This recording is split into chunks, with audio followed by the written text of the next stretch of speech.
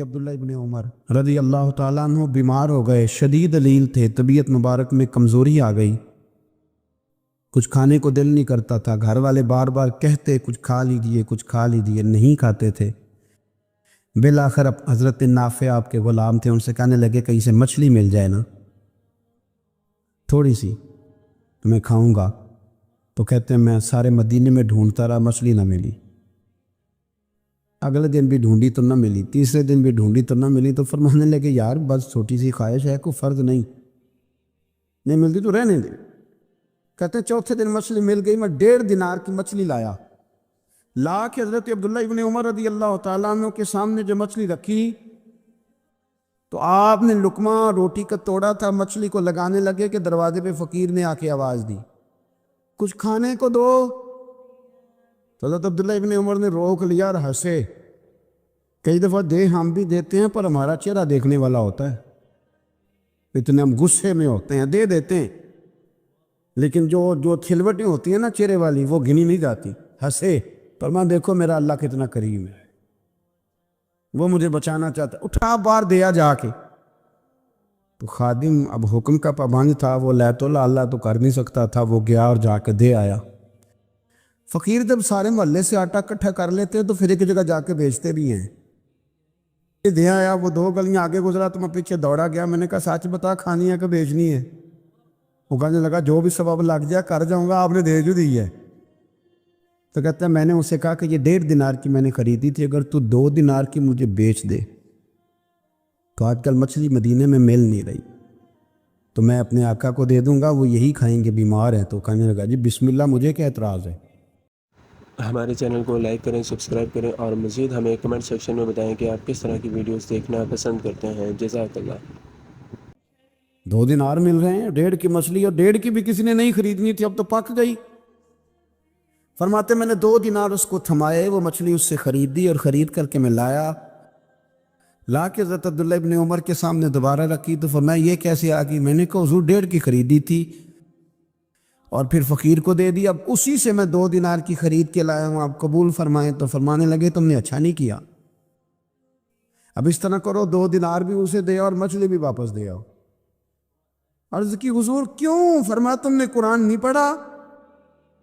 حضور پڑھا ہے۔ فرمایا رب فرماتا ہے لن تنالوا البر حتی تنفقوا مما تحبون، تم بھلائی کو اس وقت پہنچو گے جب اپنی پیاری چیز راہ خدا میں خرچ کرو گے۔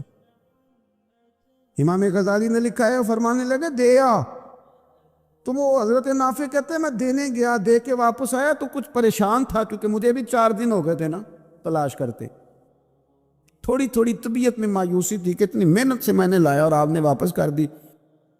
تو حضرت عبداللہ ابن عمر نے مجھے قریب بٹھایا، پھر مجھے تھپکی دی، فرمانے لگے پتر میں نے ویسے بھی کبھی جھوٹ نہیں بولا اور آج کل تو میں ویسے ہی بیمار ہوں، ٹائم ہی نہیں، وقت ہی نہیں، موقع ہی نہیں جھوٹ بولنے کا، میں تجھے سچ بتاؤں مجھے مچھلی کھا کے اتنا سکون نہیں ہونا تھا جتنی اللہ کے رستے میں خیرات کھا کے مجھے سکون ہوا۔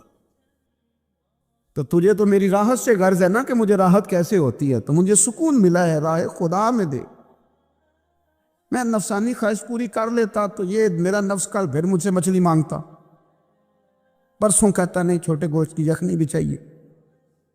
اور یار جسے رسول کریم کا یہ بندہ نیک ہے، حاجر صالح، حضور نے فرمایا نیک آدمی ہے جو بالغ نہیں ہوئے تھے اور اس سے پہلے کلمہ پڑھ لیا تھا، جو حج کے مسائل سب سے زیادہ جانتے تھے، جنہوں نے 60 سال مکے اور مدینے میں فتویٰ دیا، صحابہ ان سے فتویٰ لینے آتے تھے، جو بدر کی جنگ میں بھی گئے، احد میں بھی گئے، پر محبوب نے فرمایا عمر تھوڑی ہے ابھی واپس جائیے، خندق میں شریک ہوئے اور اس کے بعد ہر جنگ میں شریک ہوئے۔ مستدرک میں موجود ہے، حضرت جابر ابن عبداللہ فرمایا کرتے تھے زمانہ بدلا تو کچھ لوگوں میں بھی تبدیلیاں آئیں، میں نے بڑی دنیا بدلتی دیکھی، پر جن لوگوں کو نہیں بدلتے دیکھا نا ان میں یہ شخصیت ہے جو ہمیشہ ہر دور میں ہر عمر میں نبی پاک کے طریقوں پر پوری طرح کاربند رہے، اوڑھنا بچھونا اٹھنا بیٹھنا چلنا، ہر وقت حضور کی محبت میں غرق ہو کے کیا۔ کون ہے بھلا؟ حضرت عمر کے بیٹے سیدنا عبداللہ ابن عمر رضی اللہ تعالی عنہ۔ ابھی بالغ نہیں ہوئے تھے مسلمان ہو گئے، اور زندگی ساری مصلے سے لگ کے گزاری، عبادت کی، ریاضت کی، تقوی، جد و جہد، معاملہ فہمی، جہاد۔ والد امیر المومنین ہے، لیکن صاحبزادے کی خواہش ہے کہ مجھے فوج میں بھیجو، میں جہاد کرنا چاہتا ہوں، اور جہاد بھی سپہ سالار بن کے نہیں، سپاہی بن کے کرنا چاہتا۔ سب سے پہلی بات تو یہ تھی کہ علم و فضل بڑا تھا، صحابہ ان سے فتویٰ لیتے تھے، مسائل حج سب سے زیادہ حضرت عبداللہ ابن عمر جانتے تھے، اور فتویٰ دینے میں اتنے محتاط تھے، حدیث بیان کرنے میں اتنے محتاط تھے کہ بڑا سوچ سمجھ کے غور کر کے۔ صحابہ فرمایا کرتے تھے یہ واحد بندہ ہے کہ جو 1 منٹ سے پہلے کہہ دیتا ہے، سب سے زیادہ مسائل آتے ہیں لیکن 1 منٹ سے پہلے کہہ دیتے تھے اس مسئلے کا مجھے نہیں پتہ، تحقیق کروں گا، اگر پتہ چل گیا تو بتا دوں گا، فوراً کہہ دیتے تھے۔ ایک دفعہ ایک صاحب نے مسئلہ پوچھا تو چپ کر گئے، سوچنے لگ گئے۔ ہمارے ہاں نا لوگوں کو حاضر جواب کہلانے کا شوق ہے، یہ شوق بڑا خطرناک ہوتا ہے۔ اگر آپ حاضر جواب ہیں تو بڑی اچھی بات ہے، لیکن حاضر جواب کہلانے کا شوق تو نہ پیدا کریں۔ اگر آپ کو پتہ ہے، صحیح بخاری میں حدیث ہے، نبی پاک علیہ السلام نے ایک دن پوچھا تھا صحابہ سے کہ وہ درخت کون سا ہے جس کی مثال مومن کی طرح ہے؟ تو حضرت عبداللہ ابن عمر کہتے ہیں مجھے پتا تھا کہ وہ کھجور کا درخت ہے، اور میں نے جواب نہیں دیا۔ کیوں نہیں دیا؟ فرمانے لگے ابو بکر صدیق بیٹھے، فاروق اعظم بیٹھے، مولا علی بیٹھے، بزرگوں کی موجودگی میں جواب دیتا پھروں، یہ ٹھیک نہیں ہوتا، یہ صحیح نہیں ہوتا۔ یہاں تو بڑے لوگ، امام غزالی فرماتے ہیں جب میں اپنے مرشد سے مرید ہوا تو مجھے کہنے لگے بیعت میں نے کر لیا، آج کے بعد نہ تقریر کرنی ہے، نہ مدرسے میں سبق پڑھانا ہے، نہ کسی کو مسئلہ بتانا ہے۔ اور یہ بڑا مشکل کام ہوتا ہے، بندہ مولوی بھی اور تقریر ہی نہ کرے، اسے زنگ لگ جاتا ہے، اور مسئلہ ہی نہ بتائے تو بد ہضمی ہو جاتی ہے۔ یہاں تو جس کو 6 مسئلے آ جائیں وہ امام کو نماز نہیں پڑھانے دیتا، وہ کہتا ہے پہلے انٹرویو لوں گا تیرا کہ تو پورا تجھے آتا ہے پھر آگے چلے گا۔ تو اتنے بڑے عالم کو شیخ نے منع کر دیا، تو کہتے ہیں شیخ کے پاس ایک شخص مسئلہ پوچھنے آیا تو میرے مرشد فرمانے لگے مجھے یہ مسئلہ نہیں آتا۔ تو امام صاحب کہتے ہیں کہ میں نے اسے کہا مجھے آتا ہے، میں بتاؤں؟ کہتے میرے شیخ مسکرا پڑے، کہنے لگے غزالی میں تو تیرے ساتھ ساتھ اپنی میں بھی مارنا چاہتا تھا، پر تیری ابھی مری نہیں، تو کہتا ہے میں بتاتا ہوں۔ کچھ دیر چھوڑ دے، سارے مسئلے بتانے نہیں چاہیے، کچھ پہ عمل بھی کرنا چاہیے۔ میرے عزیز حضرت عبداللہ ابن عمر اتنا بڑے مفتی ہیں، مفتی مدینہ ہیں، مفتی مکہ ہیں، لوگ مسائل حج پوچھتے ہیں، بڑے بڑے استنباط کرتے ہیں قرآن و حدیث سے۔ ایک آدمی نے مسئلہ پوچھا تو حضرت عبداللہ ابن عمر فرمانے لگے دیر تک سوچا، دیر ہو گئی سوچتے سوچتے، تو وہ شخص کہنے لگا حضور اتنی دیر کیوں سوچ رہے ہیں؟ تو آپ فرمانے لگے تمہارا کیا خیال ہے کہ جو سوال تم مجھ سے پوچھتے ہو اور جو جواب میں تمہیں دیتا ہوں اس کے بارے میں رب مجھ سے سوال نہیں کرے گا؟ اللہ کی بارگاہ میں نے جواب نہیں دینا، میں سوچ سمجھ کے دے رہا ہوں تاکہ اس کا حساب دینا پڑے تو میرے لیے مشکل نہ ہو جائے۔ میرے عزیز حضرت عبداللہ ابن عمر سے کسی نے سوال پوچھا تو سیدنا عبداللہ ابن عمر رضی اللہ تعالیٰ عنہ کہنے لگے مجھے نہیں آتا اس سوال کا جواب، اور جب کہا نا نہیں آتا تو فوراً کہنے لگے عبداللہ، خود اپنے آپ سے بات کرتے، کہتے عبداللہ رب تیرا بھلا کرے، اس بات پہ ہمیشہ ڈٹے رہنا، جو بات نہ آتی ہو وہ کبھی کہنا نہ، جس کا پتہ نہ ہو اسے کبھی کرنا، جب تک پوری تحقیق نہ ہو بلا وجہ ہوتا زنی نہ کرنا، بلا وجہ ہوتا زنی نہ کرنا۔ یہاں کا ہے ہمارے صوفیاء نے، یہاں کا علم و بس کری ہو یار، ایک کوئی حرف تینوں درکار، صحیح کر کے پہلے اچھی طرح کر کے پرکھ پھر بات کر۔ علم بڑا تھا، تقوی بڑا تھا، اس کے ساتھ ساتھ پھر یہ تھا کہ غریب پروری بڑی تھی۔ ایک بندہ خیرات لے کے گیا، وہ پھر لائن میں لگ گیا ہے، اسی کیا کیا پلا تو پھر آ گئے۔ تو حضرت عبداللہ ابن عمر بندہ دوبارہ آتا نا تو کسی سے قرضہ لے کے کہتے یار اس کو بڑی ضرورت تھی تو دوبارہ آیا نا، ایک دفعہ تم ذرا دے دو میں تمہیں دے دوں گا، اس کو دینا ہے۔ جتنی دفعہ شام کو کھانا کھاتے اتنی دیر حضرت عبداللہ ابن عمر کھانا نہیں کھایا کرتے تھے جب تک کوئی یتیم آ کے دسترخوان پہ بیٹھ نہ جاتا، نہیں گزارا ہوتا۔ اور یار کیسے لوگ کھا لیتے ہیں، اعلیٰ غذائیں کھا رہے ہیں، اور ایک طرف ایک بہن مجبور بیٹھی ہے، بھائی مجبور بیٹھا ہے، سسرالی رشتہ داروں میں لوگ مجبور بیٹھے، عزیزوں میں لوگ مجبور بیٹھے ہیں، یتیم غریب مسکین، اور یہ روز نئے سے نیا ذائقہ، جب تک یتیم نہ ہوتا کھانا نہ کھاتے، اور صدقات و خیرات بھی کرتے تو جس طرح ہم کرتے ہیں نا، ناراض نہ ہونا۔ کبھی کبھی نا بعض لوگوں کو بانٹتے دیکھتے ہیں تو تکلیف ہوتی ہے۔ آپ نے دینا تو ہے تو اگر خوش دلی سے دے دیں، عطا تو کرنا ہے تو اگر چلو صحیح طریقے سے ہو جائے، ہنس کھیل کے ہو جائے، پریشان نہ کیا جائے سائل کو، یہ کتنا اچھا ہے۔ ان صوفیاء کا بھی ہم نے تذکرہ کتابوں میں پڑھا ہے جو کہا کرتے تھے اگر رب نے دروازے پہ کسی کو بھیجا ہے تو اس کا مطلب ہے اللہ راضی ہے۔ لیکن ہمارا لہجہ اتنا سخت ہوتا ہے۔ حضرت عبداللہ ابن عمر ایک اونٹنی پہ بیٹھے تھے، اونٹنی بڑی پیاری لگی، بڑی خوبصورت تھی، بڑی بہترین تھی، بڑی صاف ستھری تھی، تو 2-3 دفعہ اپنے غلام سے کہا یار بڑی پیاری ہے، بڑی خوبصورت ہے، دیکھو اس کا چلنے کا انداز کتنا نرالا ہے۔ آج کل بھی ڈرائیور گاڑی چلاتے ہیں تو کہتے ہیں بڑی ہلکی پھلکی ہے جی، بریکیں بھی بڑی ٹھیک ہیں جی اس کی، فلاں معاملہ بھی اس کا بڑا صحیح ہے۔ وہ اتنی پسند آئی اونٹنی تو اونٹنی سے اترتے ہی فوراً کہنے لگے اس کو نشان لگا کے قربانی کے جانوروں میں چھوڑ دو، یہ زیادہ پیاری ہے، اسے رب کے رستے میں خیرات کریں گے۔ کیوں؟ ایک باریک نکتہ صوفیاء نے بیان کیا ہے۔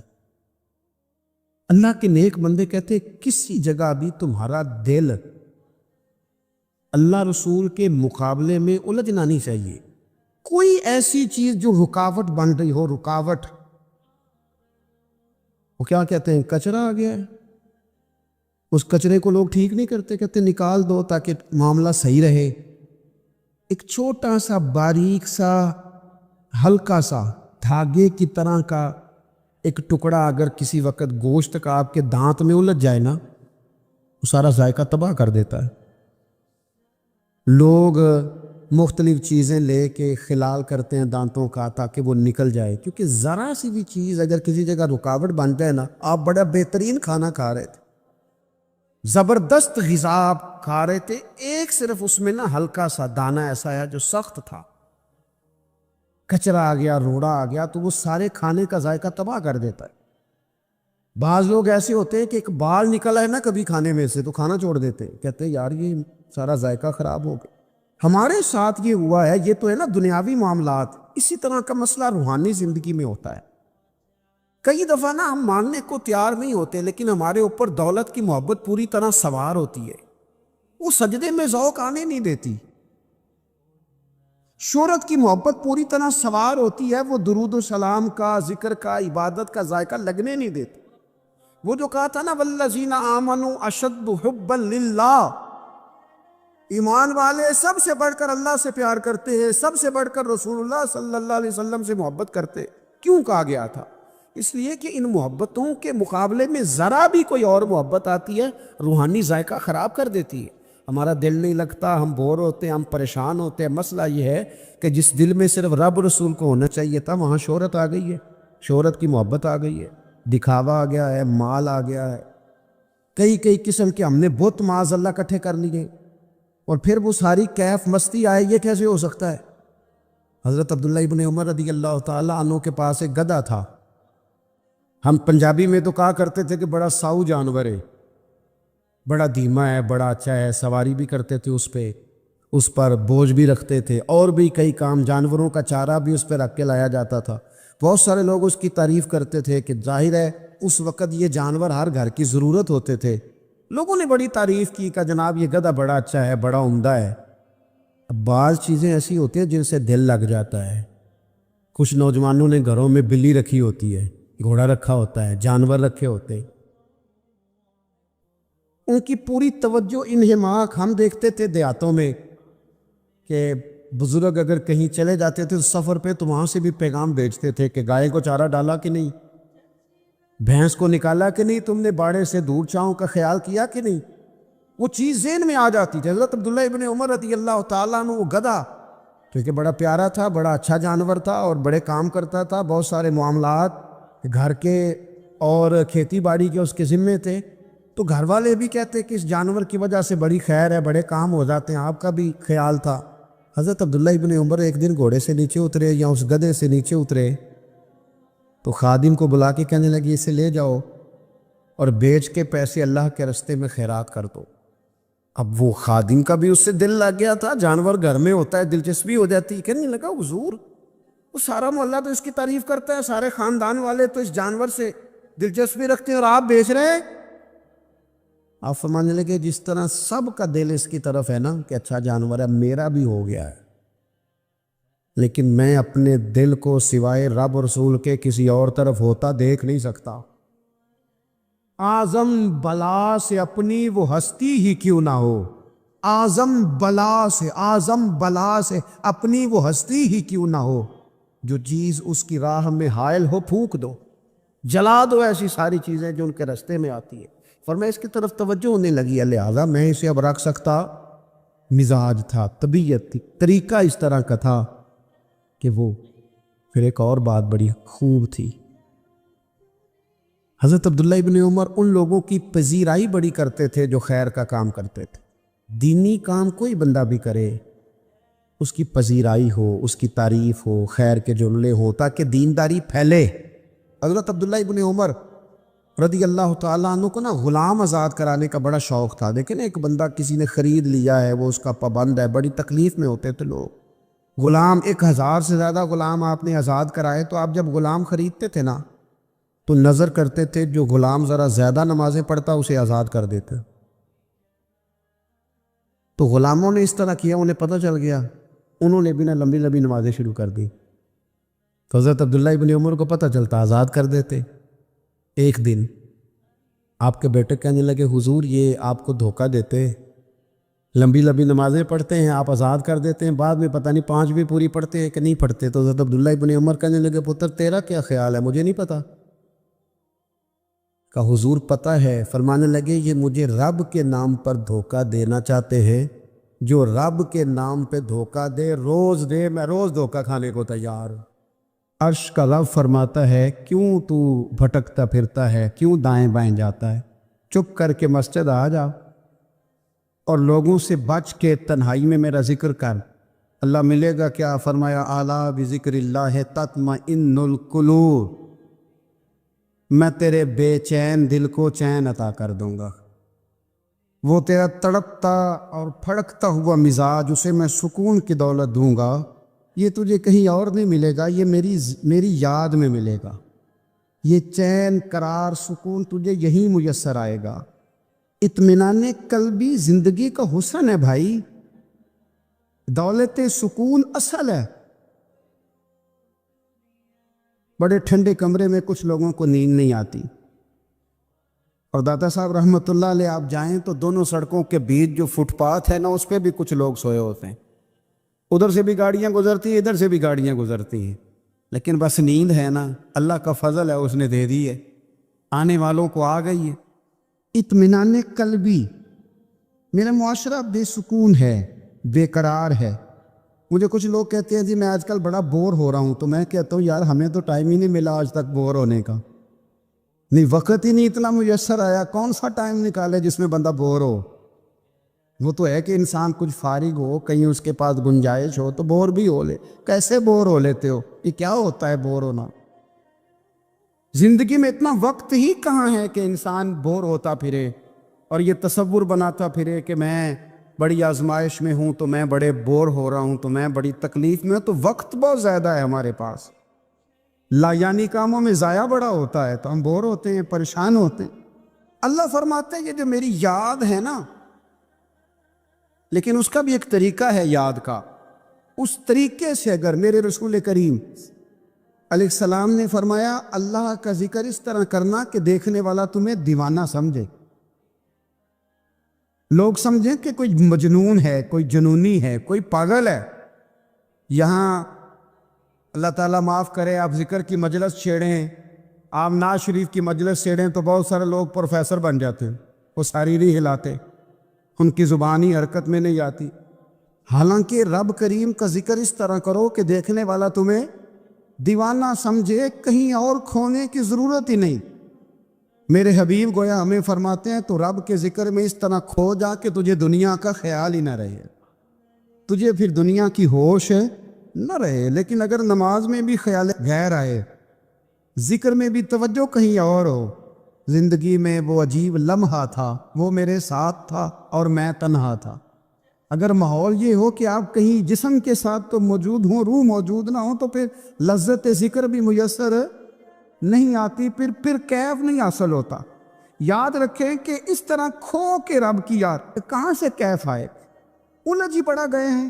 وہ مستی، وہ سرور، وہ کیف جو اللہ کے ذکر میں ہوتا تھا، جو کبھی مرشد کامل کے سامنے بیٹھ کر لوگ اللہ اللہ کرتے تھے تو لگتا یہ تھا کہ یہ یہاں ہے ہی نہیں، یہ تو کہیں اور چلے گئے ہیں، یہاں موجود ہی نہیں۔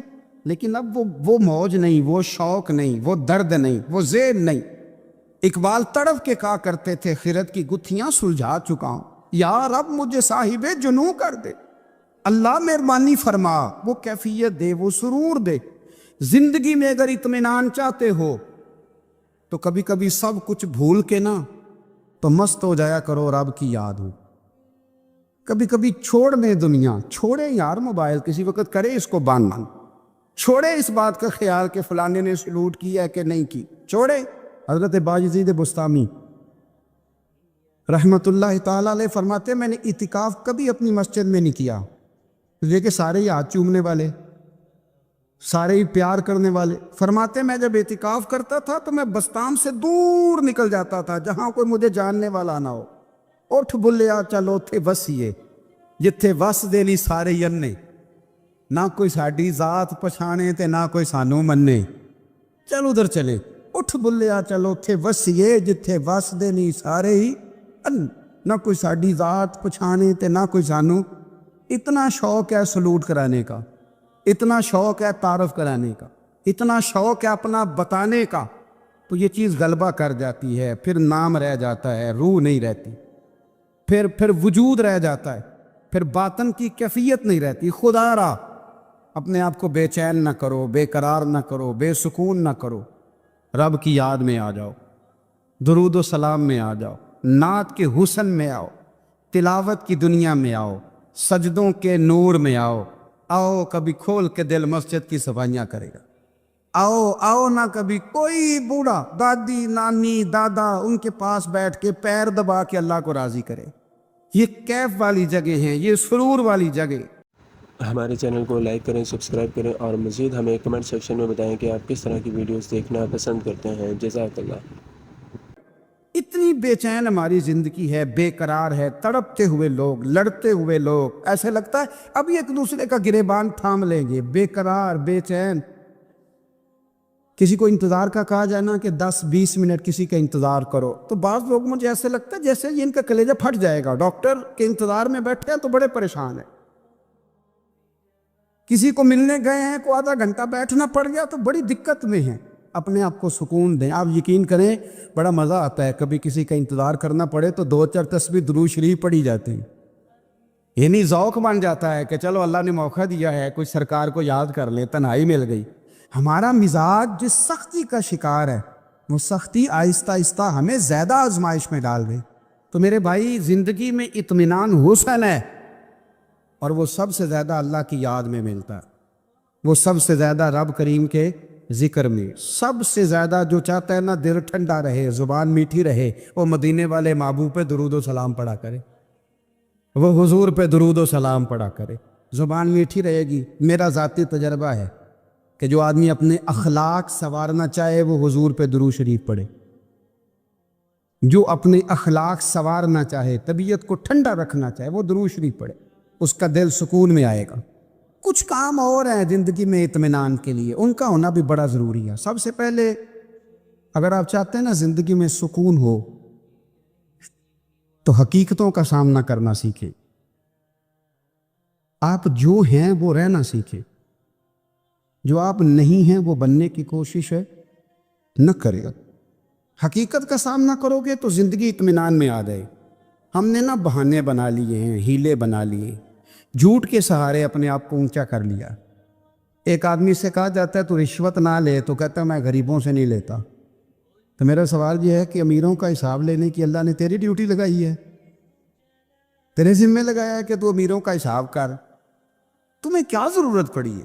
ہم نہ بہانہ کرتے ہیں، رشوت لینے والے کا الگ بہانہ ہے اور سفارش والے کا الگ بہانہ ہے. حقیقت کا سامنا کریں. حقیقت کا جو میرے ذمہ داریاں ہیں وہ میں نے پوری کرنا ہے. جو آپ کی ذمہ داریاں ہیں وہ آپ جان نہ چھڑائیں. حقیقت پسند بنیں. میرے رسول کریم پھر پڑھیے درود شریف صلی اللہ تعالی علیہ.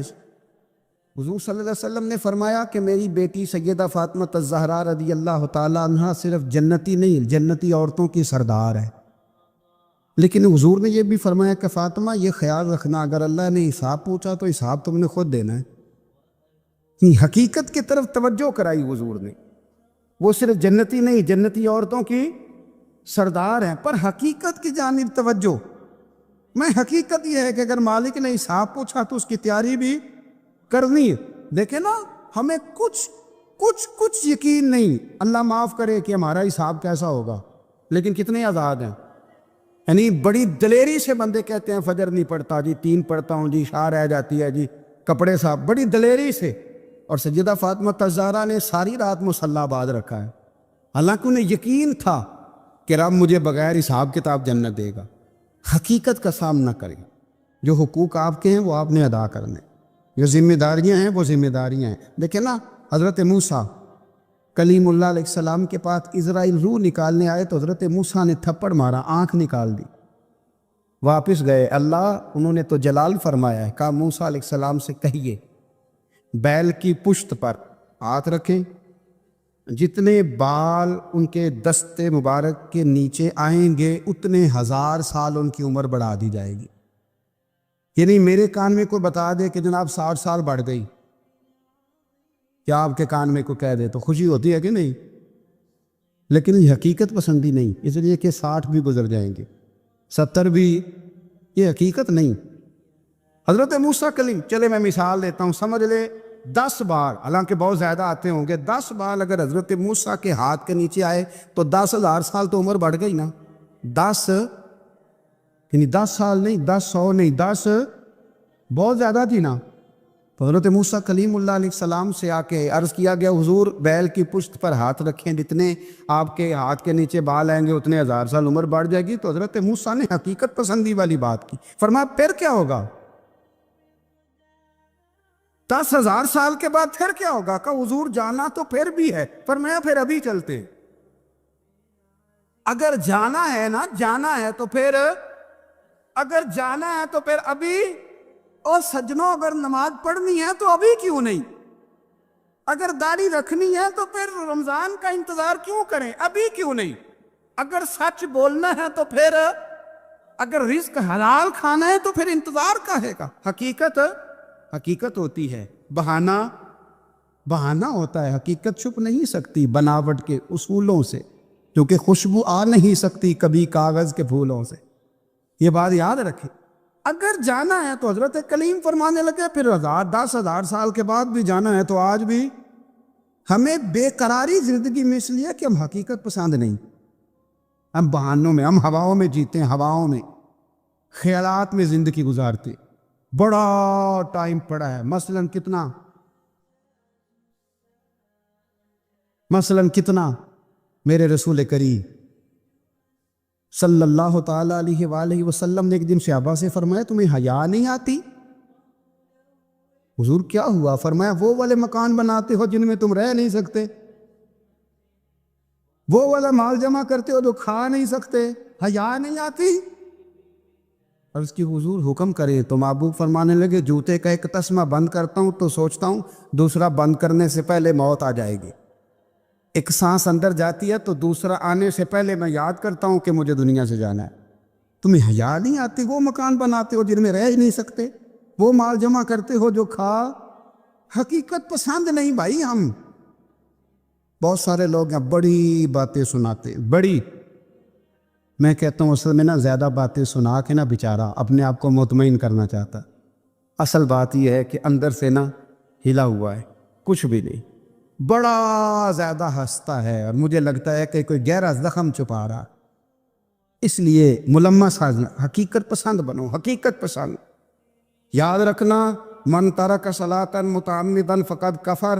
میرے رسول نے حقیقت بیان کی. فرمایا جس نے ایک نماز بھی جان بوجھ کے چھوڑی اس نے رب کے رب ہونے کا انکار کیا.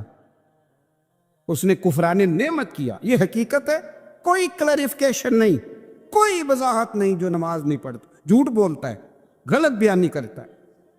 جو شخص رزق حرام کما کے کہتا ہے کہ اس کے بغیر گزارا نہیں چلتا, وہ جھوٹ بولتا ہے. اس لیے کہ رب فرماتا ہے جب تجھے پیدا کیا ہے تو تیرا رزق میرے ذمہ ہے. اللہ فرماتا ہے کہ لا یکلف اللہ نفسا الا وسعہا, میں کسی پر وہ بوجھ نہیں ڈالتا جو اٹھا نہ سکے. نماز فرض کیا, اس کا مطلب ہے ہم پڑھنے کے قابل ہیں. اس نے ہمارے ذمہ داریاں لگائی ہیں تو مطلب یہ ہے کہ ہم ذمہ داریاں ادا کرنے کے قابل ہیں. ورنہ وہ کہتا میں وہ بوجھ ڈالتا ہی نہیں جو تجھ سے اٹھایا نہ جائے.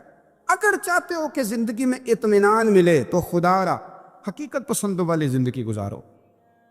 یہ فضاؤں میں زندہ رہنا, ہواؤں میں, اللہ بڑا معاف کرنے والا ہے, اللہ بڑا کریم ہے, معاف کر دے گا.